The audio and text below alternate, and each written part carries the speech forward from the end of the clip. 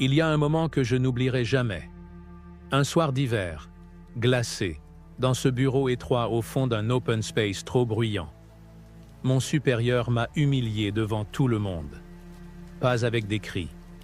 Non, juste une phrase, lancée comme un coup de couteau bien affûté.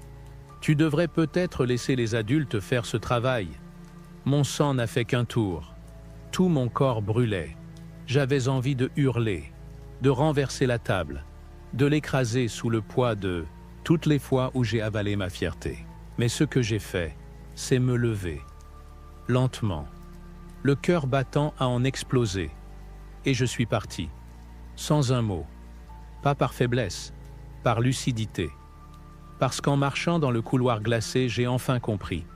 Ce n'est pas la provocation qui me blesse, c'est ce que j'en fais, ce que je décide d'en penser. La réaction est une explosion, une perte de contrôle. La réponse, elle, c'est une décision. Un acte conscient, aligné avec ce que tu veux être, pas ce que tu ressens sur le moment.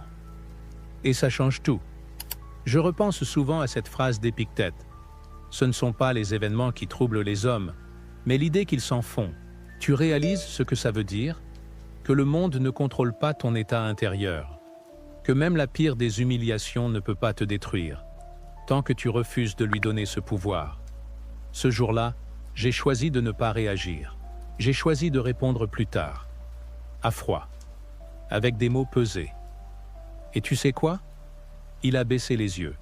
Parce qu'un homme qui ne réagit pas dérange. Un homme qui ne cède pas à l'émotion fait peur. Il n'est pas violent. Il est dangereux. Pas pour les autres, mais pour tous ceux qui cherchent à le manipuler. Je ne te dis pas que c'est facile. On vit dans un monde où tout pousse à la réaction. Un commentaire qui t'agresse. Un email mal formulé. Un coup de klaxon. Une remarque passive-agressive de quelqu'un que tu croyais proche. Tout est fait pour tester tes limites, pour appuyer là où ça fait mal. Mais écoute-moi bien. À chaque fois que tu choisis la réaction, tu donnes le pouvoir. Tu t'éloignes de toi-même. Tu cèdes ta liberté à une émotion passagère. Tu laisses quelqu'un d'autre piloter ton esprit. Et une fois que c'est fait, il devient très difficile de reprendre le contrôle. Par contre, si tu réponds, tu imposes un cadre. Tu ralentis. Tu crées un espace. Et dans cet espace, tu redeviens maître. Pas pour fuir, mais pour choisir. Pour rester fidèle à tes principes. Pour décider quelle énergie mérite une réponse et laquelle ne mérite même pas ton silence. Tu veux des exemples? Pense à une dispute. Ta compagne dit quelque chose de blessant, pas forcément volontairement, mais ça te touche. Réagir, ce serait balancer quelque chose de pire, juste pour ne pas perdre la face. Mais répondre, ce serait respirer et dire « Je ressens de la colère, mais je préfère comprendre d'où vient ce que tu dis. Ce n'est pas de la soumission, c'est de la puissance. » Autre exemple. Au travail, tu es accusé à tort. Ton nom est sali devant les autres. Réagir, ce serait contre-attaquer. Rentrer dans le conflit. Montrer que tu ne te laisses pas faire. Mais répondre, ce serait rassembler les faits, les émotions, la vérité. Et attendre le bon moment pour rétablir l'équilibre. En gardant ton intégrité intacte. Réagir, c'est se battre. Répondre, c'est dominer. Pas l'autre, toi-même. Et crois-moi, dans un monde où tout s'accélère, où tout le monde parle sans réfléchir, celui qui sait se taire, écouter et répondre avec calme devient une anomalie, une force tranquille, un mur que même la tempête respecte. Ce n'est pas la facilité que je te propose, c'est une autre voie, plus exigeante, plus noble, celle des anciens, des sages, de ceux qui savaient que la vraie force ne fait pas de bruit, qu'elle se reconnaît à sa stabilité, à sa capacité à rester droit, même quand tout autour s'effondre. Et cette force, tu l'as déjà en toi. Elle ne demande qu'à être réveillée. J'ai appris cette leçon la première fois que j'ai tout gâché. Pas par manque d'intelligence, mais par précipitation. Je sortais d'un rendez-vous important. Un client stratégique, tendu, agressif. Il remettait en question des semaines de travail. Et moi, au lieu de respirer, de réfléchir, j'ai réagi. J'ai levé le ton, défendu mon ego, interrompu ses critiques pour lui montrer que je ne me laissais pas faire. J'ai gagné le débat, mais perdu le contrat. Tu comprends? Réagir, c'est parfois triompher à court terme, mais échouer à long terme. Parce que l'autre n'entend plus tes arguments. Il sent ta peur, ton orgueil, ton besoin de prouver que tu as raison. Et ça détruit tout. La confiance, le respect, l'image que tu renvoies. Je me souviens de ce soir-là comme si c'était hier. Assis seul dans ma voiture, en silence, j'ai compris que la vraie perte ne venait pas du contrat, mais de moi-même. J'avais laissé un inconnu appuyer sur mes nerfs comme on appuie sur un interrupteur. J'avais agi en esclave de mon impulsion, et je me suis promis de ne plus jamais laisser ça arriver. Ce jour-là, j'ai commencé à répondre au monde, au lieu de lui réagir. Et tout a changé. Quand tu choisis de répondre, tu fais 3 choses très puissantes. D'abord, tu sauves ta paix intérieure, parce qu'au lieu de te laisser envahir par des vagues d'émotions, tu deviens l'océan lui-même. Tu ressens, bien sûr, mais tu ne te noies pas. Tu accueilles la colère, l'irritation, le mépris, sentis identifiés. Tu les observes, tu les laisses passer, et cette maîtrise, c'est une liberté que rien ne peut acheter. Ensuite, tu sauves tes relations. Oui, toutes. Parce que dans une tension, ce n'est pas le problème qui détruit. C'est la façon dont on le gère. Quand tu réagis, tu blesses, même sans le vouloir. Tu dis des choses que tu regrettes. Tu fermes des portes. Tu crées des murs. Mais quand tu réponds, tu ouvres l'espace. Tu invites au dialogue. Tu surprends. Et parfois, ce calme inattendu désarme l'autre. Il se met à t'écouter, à baisser sa garde. Parce que ton calme, ton recul, ta lucidité, c'est une forme de respect. Et le respect, même silencieux, est contagieux. Enfin, tu construis ton autorité. Et je ne parle pas ici de domination. Je parle de cette aura discrète mais puissante qui entoure ceux qui maîtrisent leurs paroles. De cette impression que les autres ont en ta présence. Lui, il ne se laisse pas emporter. Lui, il choisit ses batailles. Lui, il incarne ce qu'il dit. Tu ne peux pas simuler ça. Ça se sent. Et dans un monde saturé de bruit, les gens suivent ceux qui savent se taire, réfléchir, puis parler juste. Je repense à une phrase d'un mentor stoïcien qui m'a marqué à vie. Chaque mot prononcé sous l'emprise d'une émotion est un emprunt à rembourser. Et c'est vrai, parce que les mots blessent, et les blessures verbales, elles cicatrisent mal.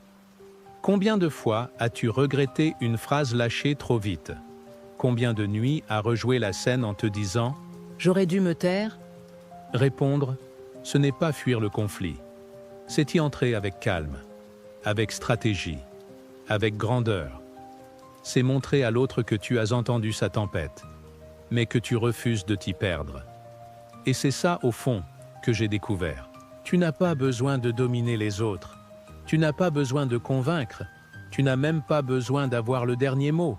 Tu as juste besoin de rester fidèle à qui tu veux être. Et celui ou celle que tu veux devenir ne réagit pas. Il ou elle répond. Toujours. Tu ne peux pas répondre avec sagesse si tu ne sais pas ce qui vit en toi. Pendant des années, j'ai cru que mon problème, c'était le monde extérieur. Les gens qui me provoquaient, les imprévus qui m'épuisaient, les remarques mal placées, les silences pesants, les regards qui jugent. Je pensais que c'était eux, les fautifs, que c'était leur comportement, qui me mettait hors de moi, jusqu'au jour où j'ai compris que ce n'était pas vrai. Ce n'est pas le monde qui me mettait en colère, c'était moi, mes attentes, mes blessures, mes vieux schémas que je refusais de regarder en face. Tu veux une vérité difficile à avaler? Ce que tu appelles réaction spontanée n'est souvent qu'un programme automatique hérité de ton passé. Tu ne réagis pas au présent, Tu réagis à des blessures non digérées, à une peur de ne pas être respecté, à un besoin d'avoir raison pour exister, à un manque d'amour que tu portes depuis trop longtemps. Et tant que tu ne regardes pas ça, tu seras esclave de ton propre inconscient. Je m'en suis rendu compte un matin, banal. Quelqu'un m'a coupé la parole. Et sans réfléchir, j'ai levé la voix. Comme si ma dignité dépendait de ces quelques secondes d'interruption. Après coup, j'ai demandé à mon journal « Pourquoi ai-je réagi si fort à quelque chose d'aussi petit ?» Et là, la vérité est sortie. Ce n'était pas la personne que je défiais. C'était mon père. Un souvenir. Une scène vieille de 20 ans. Moi, gamin, qu'on ne laissait jamais finir une phrase. Moi, invisible. Et aujourd'hui, c'est cet enfant-là qui répond « Pas l'homme que je suis devenu ». Ce jour-là, j'ai commencé à pratiquer ce que les stoïciens appelaient la connaissance de soi. Ce n'est pas une idée abstraite, c'est une enquête. Une observation permanente de tes émotions, de leurs déclencheurs, de leurs racines. Ce n'est pas confortable. Tu vas découvrir des colères que tu nourris depuis l'enfance, des peurs déguisées en sarcasme, des douleurs que tu caches sous l'humour ou le silence. Mais tu ne peux pas te maîtriser si tu ne te connais pas. Alors j'ai commencé à écrire, tous les jours. Pas pour être sage, mais pour me comprendre. Je notais ce que j'avais ressenti, ce que j'avais pensé, ce que j'avais dit, et ce que j'aurais pu dire autrement. Et petit à petit, j'ai vu les schémas. Je me suis vu réagir aux mêmes phrases, au même ton de voix, au même regard. Ce n'était pas le monde qui me blessait, c'était moi qui lui donnais accès à mes blessures. Alors j'ai inversé la question. Au lieu de demander « Pourquoi cette personne m'a-t-elle énervé ?» j'ai commencé à me demander « Qu'est-ce que ça dit de moi ?» Et là, tout a changé. Parce qu'au lieu de chercher à modifier les autres, j'ai commencé à me transformer moi. Je vais te donner un outil simple mais radical. Quand une émotion monte, pose-toi ces 3 questions. Qu'est-ce que je ressens exactement? Pas « je suis énervé », mais « je me sens rejeté, impuissant, jugé ». D'où ça vient? Est-ce une peur, une blessure, un besoin non reconnu? Est-ce utile de répondre maintenant? Ou suis-je encore sous l'influence de mon passé? Tu verras, ces questions sont comme des miroirs. Elles t'obligent à sortir du mode automatique, à cesser de réagir comme un enfant blessé, et à commencer à répondre comme un homme libre. L'autoconnaissance, ce n'est pas un luxe spirituel, c'est une arme. C'est ce qui te permet de ne pas être manipulé, ni par les autres, ni par tes propres émotions, et c'est la condition de la paix intérieure. Parce qu'une fois que tu sais qui tu es, pourquoi tu ressens ce que tu ressens, et d'où viennent tes tempêtes, tu n'as plus besoin de te battre contre le monde. Tu deviens calme, tranchant, inébranlable. Pas parce que tu ne ressens plus, mais parce que tu sais exactement ce que tu ressens et ce que tu choisis d'en faire. Il y a un espace, un minuscule espace, entre ce que tu ressens et ce que tu fais, entre le moment où quelqu'un te blesse et celui où tu décides de répondre, entre le mot qu'on t'envoie et la gifle que tu rêves de rendre. Entre l'irritation et l'action, il y a une fraction de seconde, une ouverture, un souffle, et dans cet espace, tu as le choix. Mais la plupart des gens ne le voient jamais. Moi non plus, je ne le voyais pas avant. Je passais directement de la blessure au coup, de la peur au contrôle, de l'humiliation à l'attaque. Il n'y avait pas de filtre. Tout était réflexe, tout était réaction. Comme un chien qu'on touche au mauvais endroit, il mord. Il ne pense pas, il ne choisit pas, il réagit. Et j'étais ce chien. Jusqu'au jour où j'ai lu cette phrase de Marc Aurèle. Entre le stimulus et la réponse, l'homme possède le pouvoir de choisir. Ce mot « choisir », il m'a hanté. Parce qu'il dit que ce n'est pas la colère qui est dangereuse, c'est ton incapacité à l'observer sans la suivre. Ce n'est pas la peur qui détruit, c'est ta soumission à elle. Ce n'est pas l'insulte qui humilie, C'est ta réaction immédiate, irréfléchie, automatique. Alors j'ai appris à voir l'espace. Comment? En ralentissant. Tu veux une méthode simple, mais implacable. Respire. Non, pas juste inspire-expire. Je te parle d'un acte conscient. Quand tu sens la vague monter, arrête-toi. 3 secondes. Respire. Observe ton souffle comme si ta vie en dépendait. Parce que c'est le cas. Ton ancienne vie, celle qui réagit, veut reprendre le dessus. Mais ta nouvelle vie, elle commence dans cette pause. Il m'est arrivé un jour d'être confronté à une humiliation publique. Un client qui, dans une salle remplie, a dit « Ce que vous proposez est une perte de temps ». Il y a quelques années, j'aurais explosé. Mon sang bouillonnait. Mais j'ai fermé les yeux.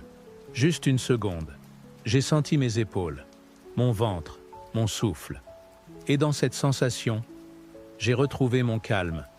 Puis j'ai répondu « Peut-être que le temps perdu est parfois celui qu'on refuse. D'écouter. Il s'est tu. La salle aussi. J'avais gagné, non pas contre lui, mais contre moi. Tu veux apprendre à répondre au lieu de réagir? Alors entraîne-toi à cultiver cette pause. Commence par les situations simples. Un email agressif? N'appuie pas sur « Envoyer » tout de suite. Écris ta réponse, puis laisse-la dormir 1 heure. Relis-la. Souvent, tu verras que ta première impulsion n'était qu'un cri intérieur, et que ta deuxième version est plus juste, plus forte, plus digne. Tu reçois un message qui te blesse? Pose ton téléphone. Va marcher. Respire. Reviens ensuite. Tu veux répondre à une remarque piquante dans une dispute? Dis simplement. Je préfère répondre quand j'aurai retrouvé mon calme. Tu crois que c'est fuir? Non. C'est l'arme des sages. Parce que celui qui sait se retenir un instant peut changer le cours d'une journée, d'une relation, d'une vie entière. Et pour t'aider dans cette pause, pose-toi cette question. Que ferait un sage à ma place? Rien que cette phrase crée une distance, une prise de hauteur, un rappel de qui tu veux être.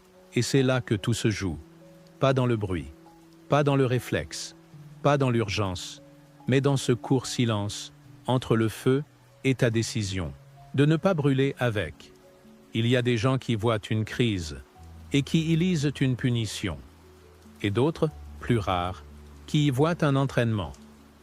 La différence entre ces deux visions n'est pas dans les faits, mais dans l'interprétation, dans le cadre mental que chacun choisit de poser sur ce qu'il vit. Et ce cadre, tu peux le changer, à chaque instant. On appelle ça le reframing. Je l'ai découvert un jour où j'étais à terre, pas métaphoriquement, physiquement, allongé sur le carrelage froid de ma salle de bain. Burn-out, plus rien dans le réservoir. Mon corps avait dit stop. Mon esprit, lui, criait encore. Tu n'en fais pas assez, tu es faible, tu perds le contrôle. Et puis, un mot a traversé ma pensée. Un mot simple, silencieux. Et si ce n'était pas une punition? Et si c'était une alerte? Une opportunité? Une façon brutale de me dire que je m'étais éloigné de moi-même? Et si cette chute n'était pas une fin, mais un début? Ce n'était pas un délire positif. C'était un choix stoïcien. Car le stoïcien ne nie pas la douleur. Il ne fuit pas les épreuves. Il change leur sens.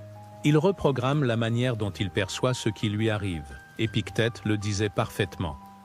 Ce qui trouble les hommes, ce ne sont pas les choses, mais le jugement qu'ils portent sur ces choses.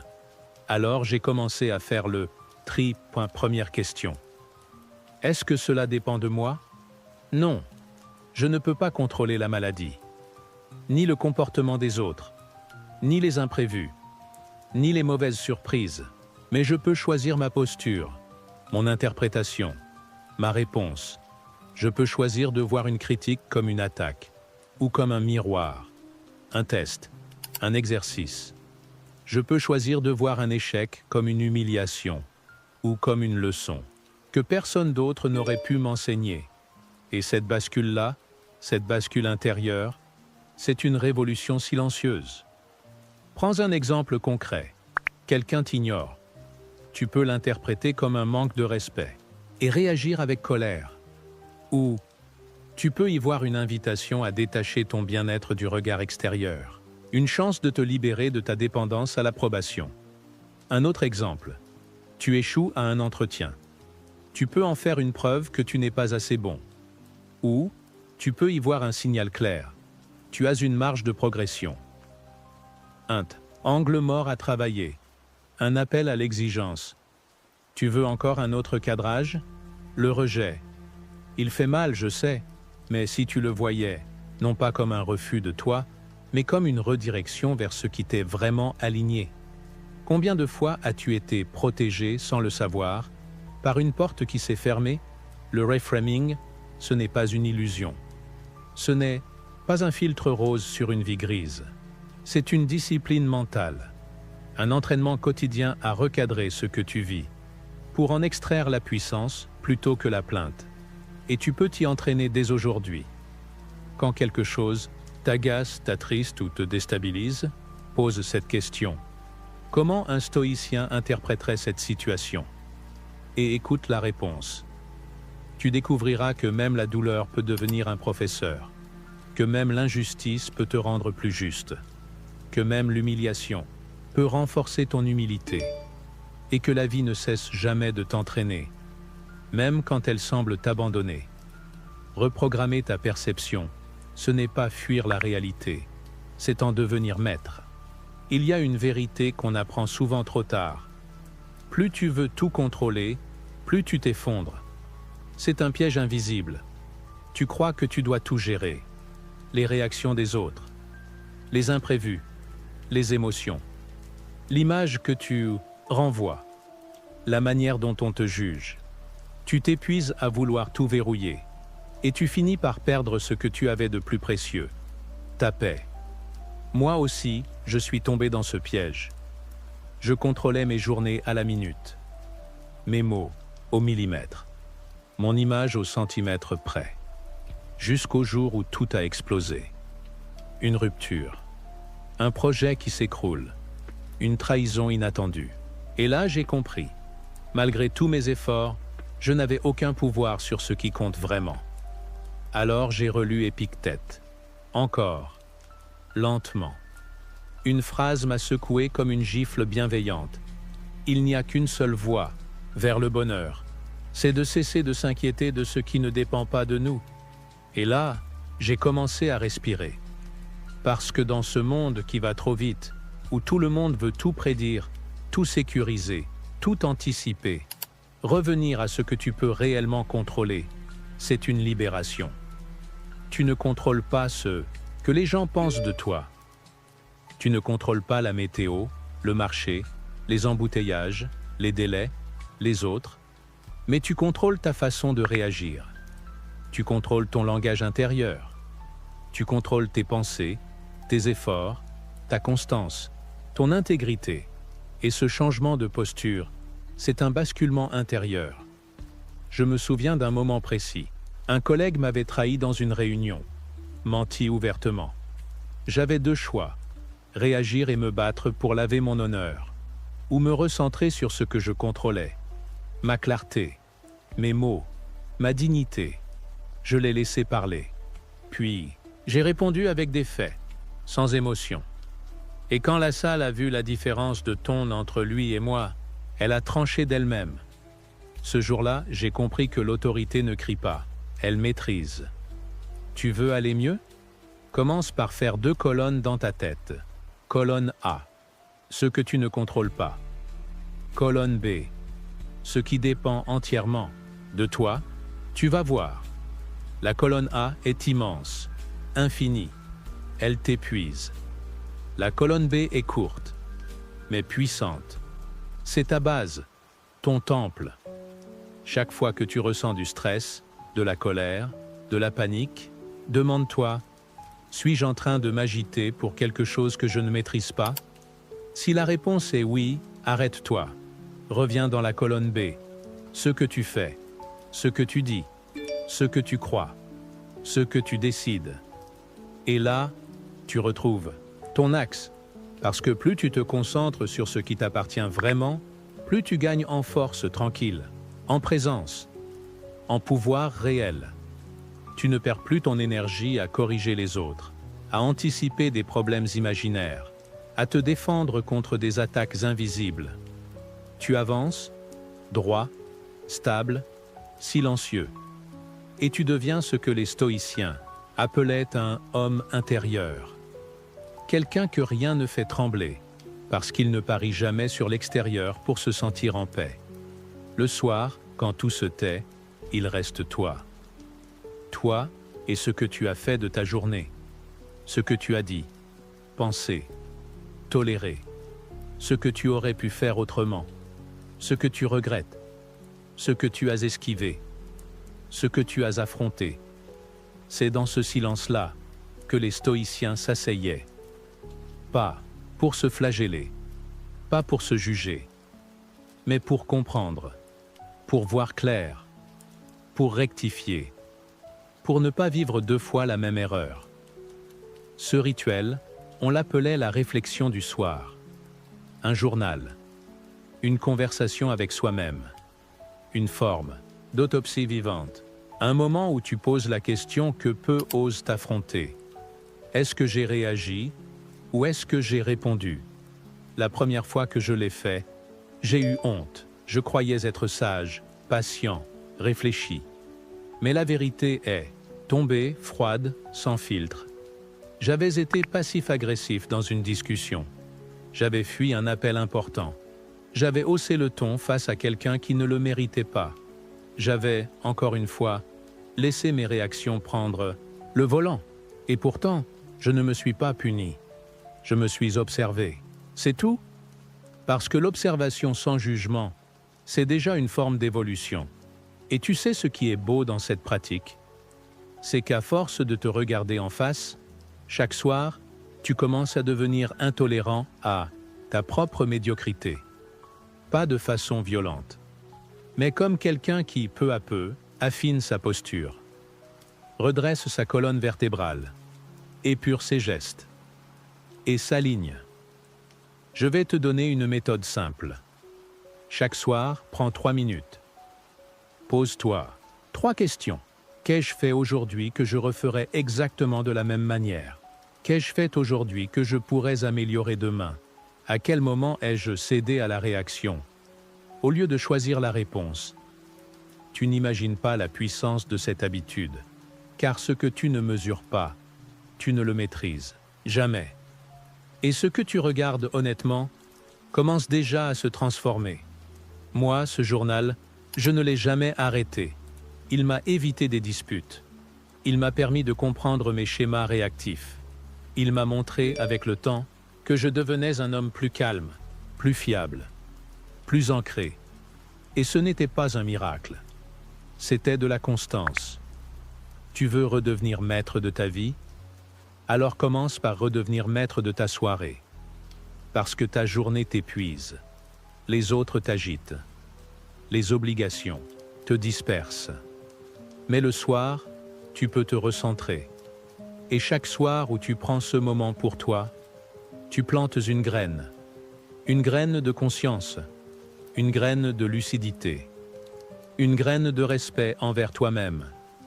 Et un jour, sans bruit, cette graine devient un arbre, solide, droit, inébranlable. Le bruit est partout. Notifications, distractions, conversations creuses, tensions latentes. Le monde moderne est une avalanche d'interruptions. Il te tire hors de toi-même 1000 fois par jour. Et sans t'en rendre compte, tu vis ailleurs. Pas dans ton corps, pas dans l'instant, pas dans ce que tu fais, mais dans la projection, dans l'anticipation, dans la défense permanente. Et c'est là que tu perds ta force, parce qu'un esprit dispersé est un esprit fragile. Les stoïciens l'avaient pas compris. Avant même qu'on parle de pleine conscience ou de méditation, ils parlaient déjà de présence, de l'attention dirigée, de cette capacité à rester ici, dans ce que tu fais, dans ce que tu dis, dans ce que tu ressens, sans t'y noyer. Marc Aurèle écrivait Ne laisse pas ton esprit dériver dans le futur ou le passé. Le moment présent est toute ta vie. Et ce n'est pas qu'une belle phrase, c'est une discipline. J'ai commencé la pleine conscience à un moment où je ne supportais plus ma propre agitation. Trop de pensées, trop de bruit, trop de tension. Je n'arrivais même plus à savourer un café sans avoir 3 scénarios catastrophes dans la tête. Alors j'ai décidé de revenir à la base. Un souffle, juste ça. Inspire, expire et observe. Pas pour faire quelque chose de bien, mais pour habiter à nouveau mon propre corps, ma propre conscience, mes propres gestes. Et là, quelque chose a changé. Quand tu observes ta respiration sans la contrôler, tu découvres que tu es vivant.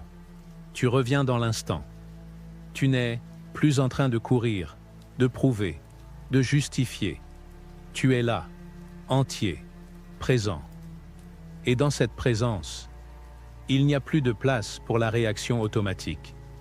Parce que tu vois venir l'émotion. Tu sens la colère se lever. Tu sens ton cœur s'accélérer. Tu remarques la tension dans ton ventre, la crispation dans ta mâchoire. Et parce que tu vois, tu choisis. La pleine conscience, ce n'est pas être zen, c'est être lucide. C'est être là quand tu parles, quand tu marches, quand tu écoutes. C'est goûter la vie en direct, sans filtre, sans anticipation, sans échappatoire. Et plus tu pratiques, plus tu renforces ton esprit. Je vais te donner 3 pratiques simples. Première, la méditation de la respiration. Assieds-toi. Ferme les yeux et compte tes souffles, jusqu'à 10. Puis recommence. Et chaque fois que ton esprit part ailleurs, ramène-le doucement, sans te juger. C'est l'acte de revenir qui muscle ton attention. Deuxième, le scan corporel. Allonge-toi et concentre-toi sur chaque zone de ton corps, une à une. Tes pieds, tes jambes, ton dos, ton visage. Remarque les tensions, les laisser être, ne rien forcer, juste observer. Troisième, la conscience dans les tâches simples. Quand tu bois, quand tu marches, quand tu ranges. Ralentis, sois là. Ressens chaque geste, le contact, le mouvement, le bruit. Ces exercices n'ont rien de magique, mais ils t'entraînent à être là, dans la réalité. Et quand tu es dans la réalité, tu ne fuis plus. Tu ne réagis plus par automatisme. Tu réponds, en conscience, en alignement, en calme. Et c'est ce calme-là qui devient ta force. La théorie est belle, mais c'est dans la vraie vie que tout se joue. Tu peux lire Épictète pendant des heures, méditer chaque matin, écrire dans ton journal chaque soir. Mais si, au moment où la tension monte, tu perds le contrôle, alors tout ça n'est que du vent. La maîtrise ne se mesure pas dans le calme, elle se révèle dans le chaos. Tu veux des exemples concrets? Alors suis-moi, écoute bien. Parce que ce que je vais te raconter, tu vas le vivre toi aussi. Premier scénario, tu es en réunion, fatigué, sous pression. Quelqu'un t'interrompt, encore. Tu sens cette montée familière, cette envie de te faire respecter, là, tout de suite. Tu veux couper la personne, marquer ton territoire. Mais tu t'arrêtes, tu inspires, tu observes, et tu poses cette question intérieure. Est-ce que je réagis ou est-ce que je choisis ma réponse? Alors, au lieu de répondre à l'agression par une autre, tu dis simplement « Je vais laisser chacun finir, puis je présenterai ma vision. » Silence dans la pièce. Tu viens de prouver une chose. Tu n'as pas besoin d'écraser pour exister. Deuxième situation. Tu es avec un proche, famille, ami, partenaire. Quelqu'un dit une phrase blessante, sans forcément le vouloir, mais elle touche un nerf sensible. Tu sens le picotement, ce petit feu dans la gorge, dans la poitrine. Tu pourrais répliquer, frapper juste, blesser à ton tour. Mais tu fais autrement. Tu poses, tu écoutes ce qui monte, tu laisses l'onde passer sans qu'elle ne te déforme. Et tu réponds, ce que tu viens de dire m'a touché. J'aimerais comprendre pourquoi tu l'as dit comme ça. Tu ne fuis pas le conflit. Tu l'élèves. Troisième exemple, un imprévu, un retard, un contretemps qui bouleverse ton organisation. Avant, tu aurais râlé, perdu patience, mauvaise humeur, cascade de frustration. Mais cette fois, tu souris intérieurement. Parce que tu sais que cette situation ne dépend pas de toi. Et tu te dis, parfait, voilà une nouvelle occasion de m'entraîner à la patience. Tu viens de transformer une nuisance en opportunité.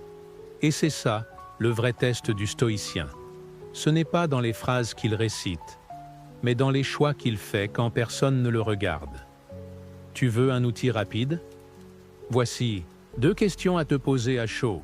Quand la tension monte, est-ce que je suis en train de choisir ou de réagir? Est-ce que cette réponse est digne de mes principes? Et tu laisses le silence répondre. Ce petit décalage, ce léger recul, c'est là que se trouve ta liberté. Parce que tu vois, chaque moment est un entraînement. Et le monde, chaque jour, va te tester.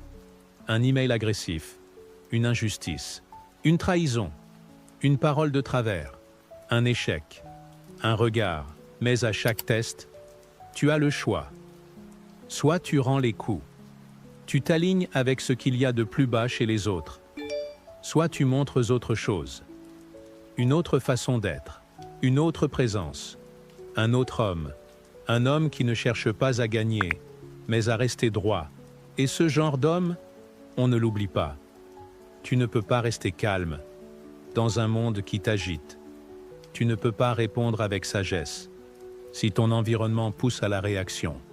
Et tu ne peux pas te maîtriser si tout autour de toi te pousse à t'éparpiller. C'est pour ça que le stoïcisme n'est pas qu'une philosophie. C'est un mode de vie, une manière de sculpter ton quotidien pour qu'il serve ta paix, pas ta tension. Tu veux rester lucide? Commence par ton matin. Je ne parle pas de miracle morning ou de performance. Je parle d'intention. Le premier acte de ta journée est une déclaration. Tu ouvres les yeux et avant même que le monde t'impose sa vitesse, tu décides. Quel homme je vais incarner aujourd'hui? Pas ce que tu veux accomplir, mais comment tu veux le vivre. Tu peux choisir la réactivité, ou tu peux choisir la réponse. Alors, prends 5 minutes. Avant les messages, avant le bruit, assieds-toi, respire. Demande-toi, qu'est-ce qui dépend de moi aujourd'hui? Et pose ton intention. Calme, courage, clarté. Ensuite, choisis ce que tu consommes. Les informations, les réseaux, les conversations. Tout ce que tu laisses entrer en toi forge ta perception du monde. Et si tu laisses le chaos entrer dès le matin, ne t'étonne pas si tu passes ta journée à t'agiter. Protège ton esprit comme un temple. Tu n'y laisses pas entrer n'importe qui. Lise des textes qui t'élèvent, des paroles qui t'alignent. Reviens aux lettres de Sénèque, aux pensées de Marc Aurèle. Une phrase par jour peut suffire à te redresser intérieurement. Et puis, regarde ton entourage. Tu veux grandir? Entoure-toi de gens qui incarnent ce que tu vises. Pas forcément parfait, mais présent, calme, ancré. Ceux qui te rappellent, par leur simple façon d'être, qu'il est possible de vivre autrement. Et si tu n'en trouves pas, sois ce modèle pour les autres. C'est ça, construire un style de vie stoïcien. Ce n'est pas être rigide, ni insensible. C'est être aligné, jour après jour, choix après choix. Et ça demande des fondations, un environnement propre, un corps écouté, un esprit nourri, des rituels simples mais puissants. Le matin, tu te centres. Le soir, tu réfléchis. Entre les deux, tu vis, selon tes principes. Et ce style de vie petit à petit va tout changer. Tu ne seras plus esclave de tes humeurs.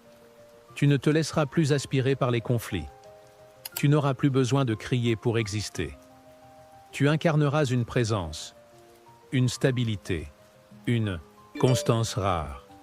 Et dans un monde qui vacille à la moindre contrariété, Tu seras cette colonne qui ne tremble pas, non pas parce que tu es insensible, mais parce que tu as décidé que rien, ni personne, ne mérite que tu te perdes en réaction. Tu sais maintenant. Tu sais que tu n'es pas obligé de crier, que tu n'as pas besoin de te défendre à chaque attaque, que tu n'es pas là pour réagir à tout, mais pour répondre à ce qui compte. Et c'est ça, la vraie liberté. Pas celle qu'on t'accorde, celle que tu t'arraches, à force de lucidité, de maîtrise, de choix répétés. Chaque fois que tu choisis de ne pas réagir, chaque fois que tu prends une seconde de plus, chaque fois que tu laisses passer la tempête sans l'amplifier, tu deviens un peu plus fort, un peu plus maître de toi, un peu plus sage. Le monde ne changera pas. Les autres continueront de te tester, de te provoquer, de projeter sur toi leur frustration, leur peur, leur violence. Mais toi, tu ne seras plus leur miroir, tu seras leur mur. Un mur calme, stable, droit. Et dans cette posture, il n'y a pas de fierté, il n'y a que la paix. Celle qu'on ressent quand on sait qu'on n'a pas renoncé à ses valeurs. Celle qu'on construit quand on arrête de courir après le dernier mot et qu'on choisit le mot juste. Souviens-toi, chaque réaction te vole de l'énergie. Chaque réponse t'en donne. Et au fil du temps, ces choix accumulés deviennent ton identité. Tu n'es pas ce que tu ressens. Tu es ce que tu décides d'en faire. Réagir, c'est vivre en prison. Répondre, c'est construire sa propre souveraineté. Et cette souveraineté, personne ne peut te l'offrir. Mais chaque jour, à chaque instant, tu peux la mériter. Alors la prochaine fois que la colère monte, que l'envie de tout exploser te traverse, souviens-toi, tu n'es pas obligé. Tu peux respirer, observer et répondre, comme un homme aligné, comme un stoïcien.